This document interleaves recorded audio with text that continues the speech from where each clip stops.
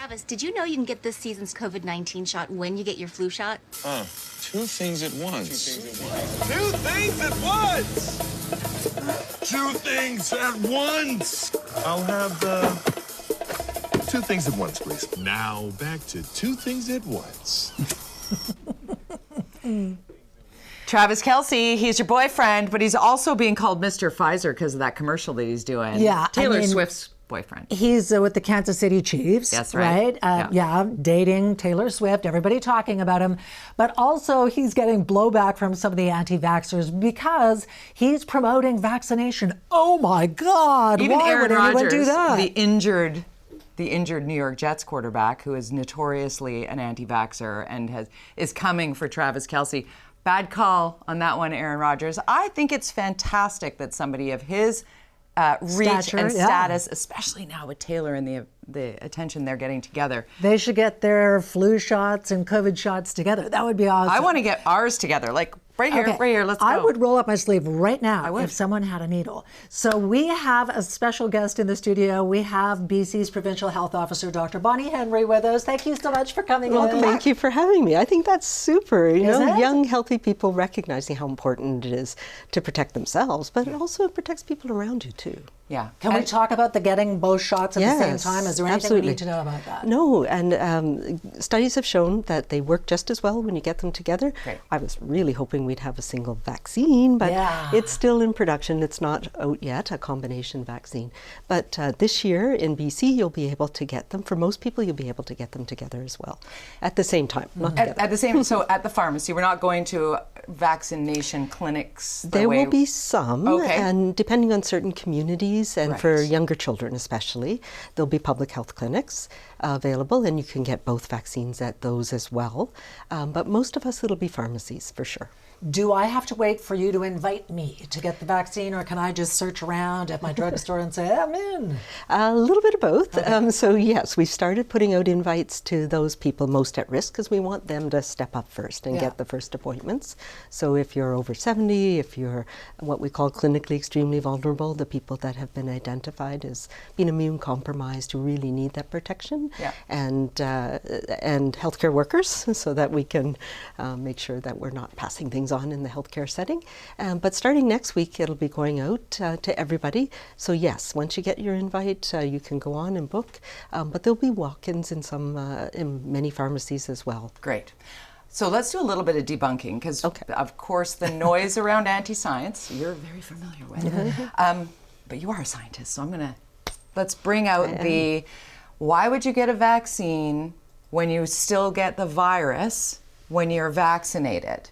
And what this particular vaccine, why we've been waiting for the most recent one, and what that brings to the table in terms of protection, both short-term and long-term. Right. So there's a couple of things we know now.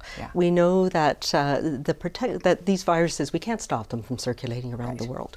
Although, you know, we did a pretty good job, but the impact it had on all of us was immense. So aside of stopping the world, again, we need to expect that these viruses are going to be around.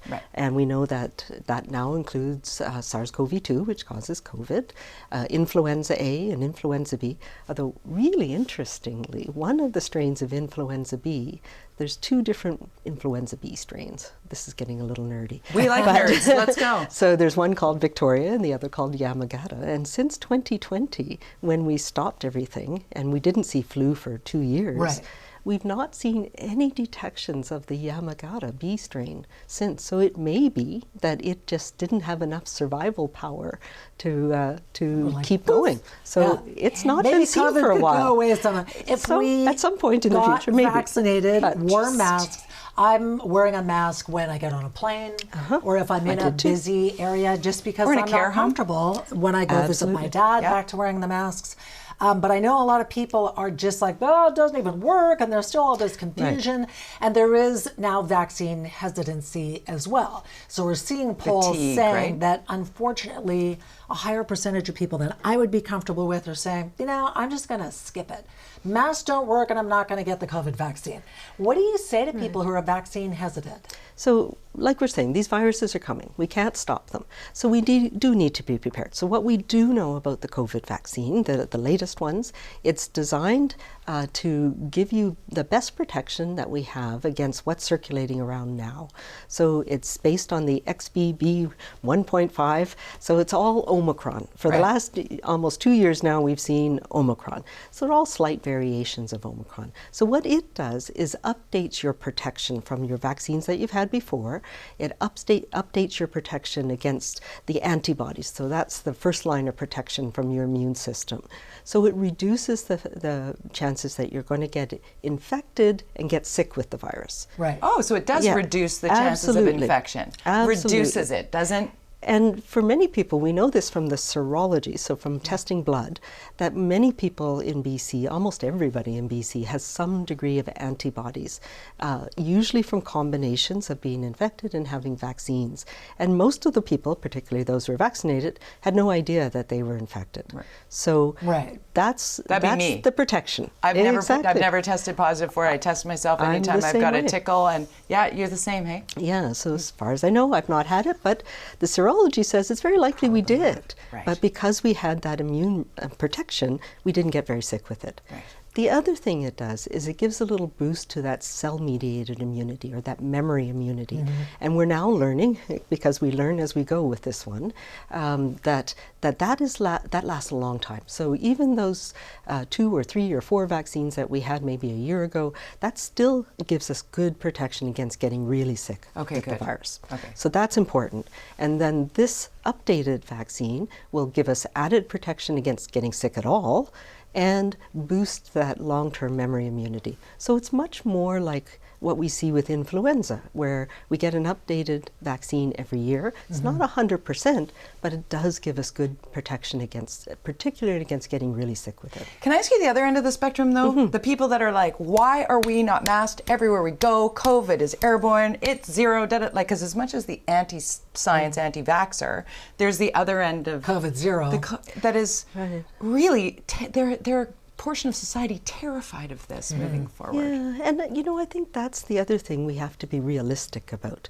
We know that there were dramatic health impacts from the measures that we put in place, and even then we couldn't stop virus from spreading. Right. Because we're people. We need to be with each other. Sometimes it can spread without us knowing it. Yes, it spreads in many different ways, from large droplets and small droplets, and crowded settings, from bigger risk, especially if there's poor ventilation. Right.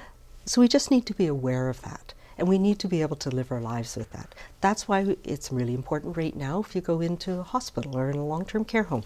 As we get more viruses causing illness in the community, it's going to spill over into hospitals, into places where people go because they're sick. Right. Yeah. And that's why masking is another added layer of protection there. It's not going to stop all of the transmission of the virus, but it's going to help. It's going to help protect you, and it's going to help protect you from giving it to somebody else. You know, one of the things that was so difficult for all the people who worked on our healthcare system, and they were so overloaded, and we were all trying to figure out, how do we get out of this?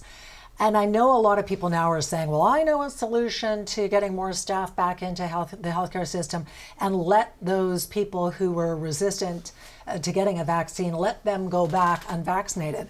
I personally am going, I'm not okay with that. Tell us why that decision was made. Yeah, so that decision has been a long time. Right now, everybody in our healthcare system is vaccinated, and they have that added protection. But we also have a whole degrees of protection, because that serology, that blood testing told us that people have that combination of being vaccinated, having infections. So there's a whole bunch of combinations of protections that people have.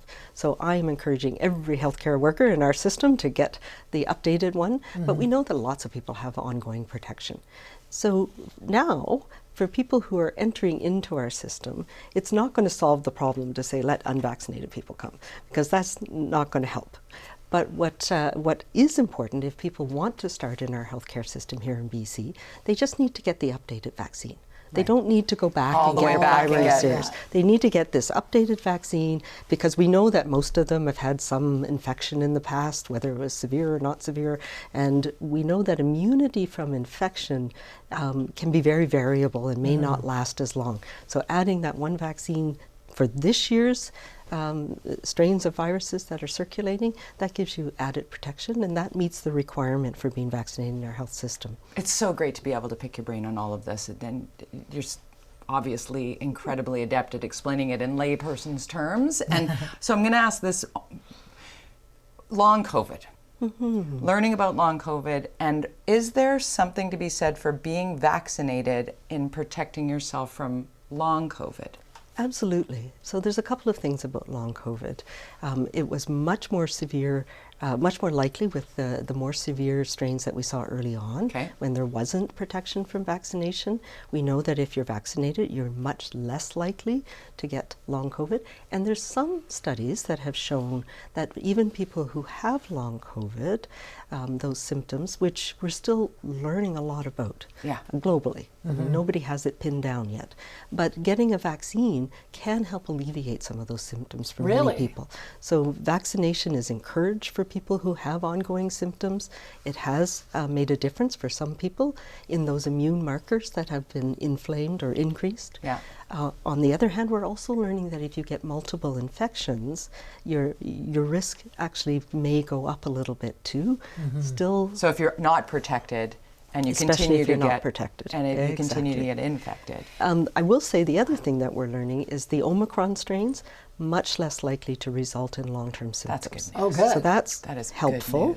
Good news. And again, you know, vaccination is protective, and it also is protective in helping you recover from long COVID, from what we can tell. You say, I mean, we're into respiratory season, right? And so I always thought that RSV was something only children got. I did not realize this is a problem for adults and people who are immune compromised. So should you be getting who should be getting an RSV shot? Right. And why is that not covered? So a couple of things. RSV is something that we've learned a lot more about as we started testing more for it. Right. So it does cause more severe illness, sometimes in older people. We've seen outbreaks in long-term care homes that have been caused by RSV, and they can sometimes be quite severe. The impact of RSV continues to be primarily in young children. So those are the kids who get really, really sick, who end up in hospital, and we saw that last year. So scary. And it's very scary for parents. And there are some vaccines on the horizon for children and for pregnant people that protect, especially in that first 6 months of life, where vaccines aren't as effective in infants, and those are the group of people who are most at risk. So there is a vaccine that was approved for use by Health Canada very recently for people 60 and older, and it does show good protection for at least a year. We don't know the long term. Right. Whether it's going to be available in a large amount in Canada, we still don't know yet.